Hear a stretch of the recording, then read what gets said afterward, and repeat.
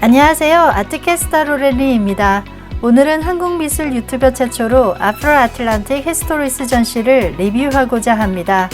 그와 함께 세계적으로 유명한 작가와 작품들도 소개해드리고자 합니다. 현재 로스앤젤레스 카운티 미술관의 레스닉 파빌리온에서 전시 중인 아프로 아틀란틱 히스토리스는 2018년 브라질 상파울로 MASP부터 시작으로 휴스턴 뮤지엄, 워싱턴 DC의 내셔널 갤러리 아트 뮤지엄, 달라스 뮤지엄을 거쳐 LA 랑마로 온 귀한 전시입니다. 이 전시는 2023년 9월 10일까지이며 미국 서부에서 유일한 전시입니다. 아프로 아틀란틱 히스토리스는 대서양 흑인노예 무역과 역사의 유산을 다루는 전시입니다.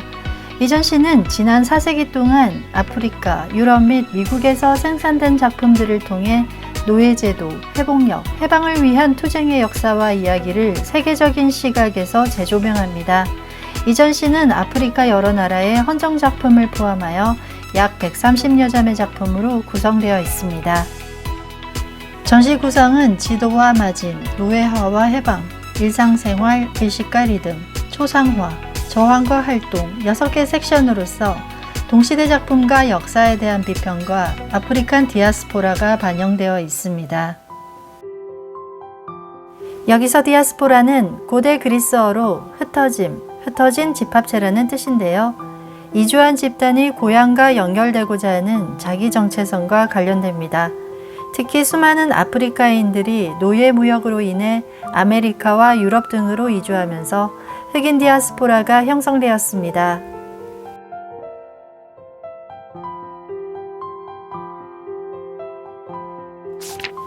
노예사는 인류가 저지른 악랄한 제약이며 어두운 역사입니다. 흑인 노예 무역은 16세기 포르투갈이 아메리카 대륙 식민지에 담배와 사탕수수 농장에 투입할 노동력을 확보하기 위해 시작되었습니다. 그 이유는 침략하면서 원주민을 학살하였고 그들이 옮긴 풍토병 때문에 면역력이 없었던 원주민들이 대거 죽어나갔기 때문입니다. 이어서 영국, 네덜란드, 프랑스 등도 식민지의 노동력을 확보하기 위해 노예 무역에 뛰어들었습니다. 그리고 노예 무역은 19세기 초까지 400년간 지속되었습니다. 그렇게 4세기에 걸쳐 대서양 노예 무역선에 강제로 태워진 아프리카인들은 목과 손발에 족쇄를 채운 상태로 50일 이상의 황해를 해야 했습니다. 끌려간 1250만 명 중 150만 명이 황해 도중에 숨졌고 바다에 버려졌습니다. 대서양 노예 무역 중심지는 서아프리카 기니만 연안이었습니다. 또 나쁜 사실은 백인과 결탁한 아프리카 족장들과 부족들이 타부족을 인간 사냥하여 백인 노예상에게 넘긴 것입니다. 이러한 비극은 아프리카 역사에 매우 깊은 상흔을 남기게 됩니다. 한편 미국 역사에서 최초로 흑인 노예가 등장한 것은 1619년 20명의 아프리카인을 태운 배가 버지니아주 영국인 정착지에 도착한 것으로부터 시작됩니다. 그들은 포르투갈 노예선에 타고 있었다가 영국 해적들에게 납치 체포되어 미국으로 실려온 것이었습니다. 노예로 팔려간 생존자 중에 브라질의 40%인 400만 명, 미국에는 7% 50만 명이 유입되었다고 합니다.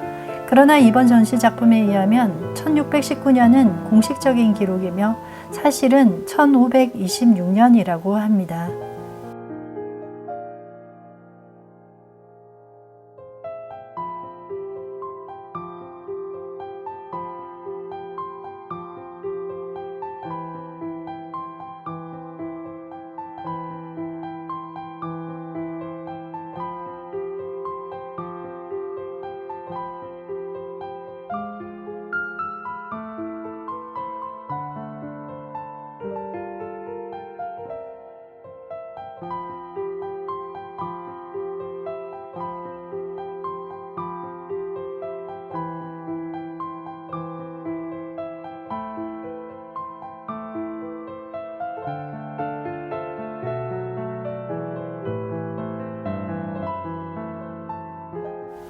지금 보시는 프랑스 작가 에드와르 앙투안 르나르 작품인 노예선에서 일어난 노예의 반란은 1833년 카리브해를 건너던 중 용기를 내어 반란을 도모한 영웅적인 모습의 흑인 남자를 그렸습니다.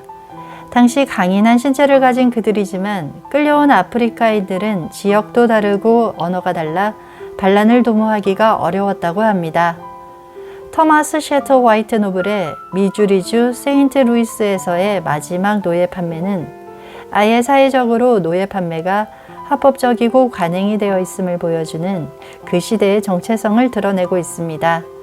사람을 노예로 팔고 사는 그 사회의 정체성은 그 사회가 당연시 여기는 정서입니다.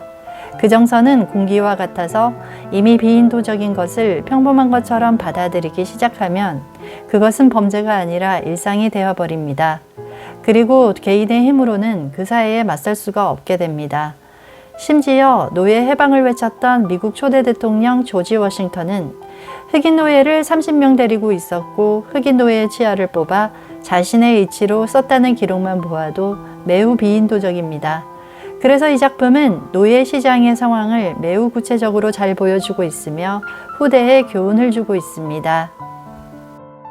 한편 노예 무역에 대한 첫 공식 사과를 한 나라는 네덜란드입니다. 2022년 12월 네덜란드 총리에 이어 2023년 7월 네덜란드 국왕이 노예 거래는 범죄라고 공식 사과하였습니다. 21세기에 이르러 서양 제국주의도 막을 내렸으며 표면적으로는 다 끝난 이야기 같지만 겉으로 드러나지 않는 내재적인 상처는 밀물과 썰물처럼 반복되고 있습니다. 그리고 이곳 미국 사회에서 나타나는 흑백 갈등은 현재도 계속되고 있습니다.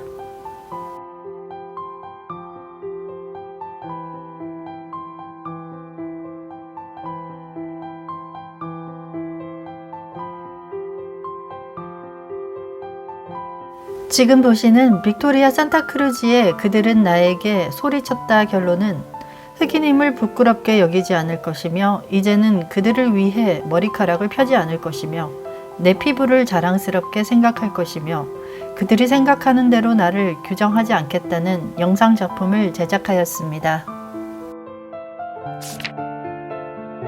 다음은 초상화 섹션으로 넘어가 보겠습니다. 초상화 섹션에서는 부정된 자아와 아프리카인의 정체성이 서로 충돌하는 작품들을 보시게 됩니다. 2차 세계대전 이후 거의 모든 나라에서 노예 해방이 이루어졌으나 과거부터 흑인에게 가해진 사회적 편견과 조상이 노예였다는 굴욕은 후손들에게 내재된 상처로 이어지게 됩니다. 아프리카인이지만 이주된 곳에서 태어난 후손들은 과거의 유산을 청산하지 못한 채 살아가게 되면서 핍진한 정서를 경험하게 됩니다. 이 작품은 제넬리 무홀리 작가가 본인 사진을 찍어 거대한 벽화로 제작한 것입니다. 여러분은 이 사진에서 어떠한 감정을 느끼시나요? 초상화 섹션에서는 흑인이 사회에서 겪는 정체성을 표현한 것을 보실 수 있습니다.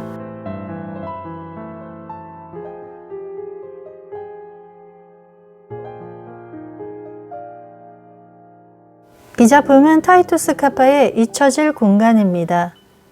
마루바닥에 엎드린 흑인 노예 여성이 한 손에는 길다란 브러쉬를 잡고 있는 것을 보아 청소를 하고 있는 도중이었나 봅니다.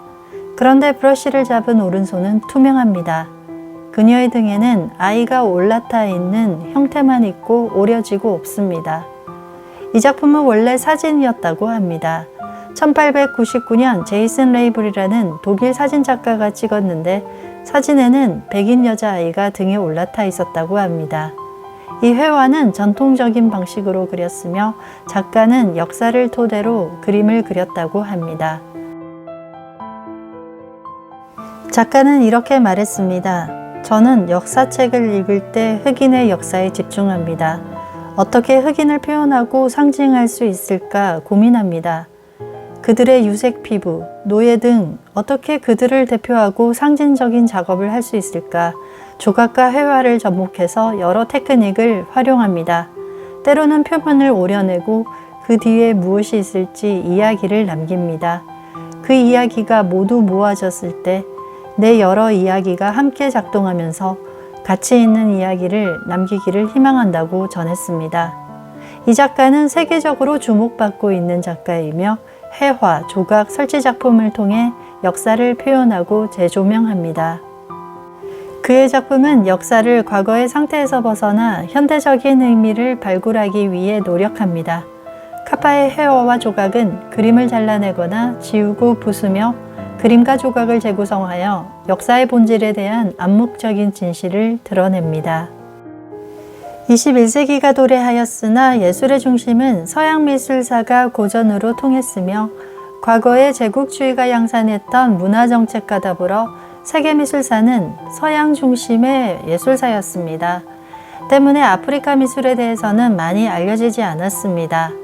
그래서 앞으로 아틀란틱 히스토리스 전시가 특별합니다만 현재 미술계는 그 방향성을 외부로 향하는 커다란 변화가 있었습니다. 대표적인 예가 2022년 베니스 비엔날레인데요. 비엔날레는 2년마다 열리는 미술 올림픽이라 불리며 세계 미술의 동향을 알립니다. 이때 2022년 베니스 비엔날레가 선정한 작품 주제가 꿈의 우유였습니다.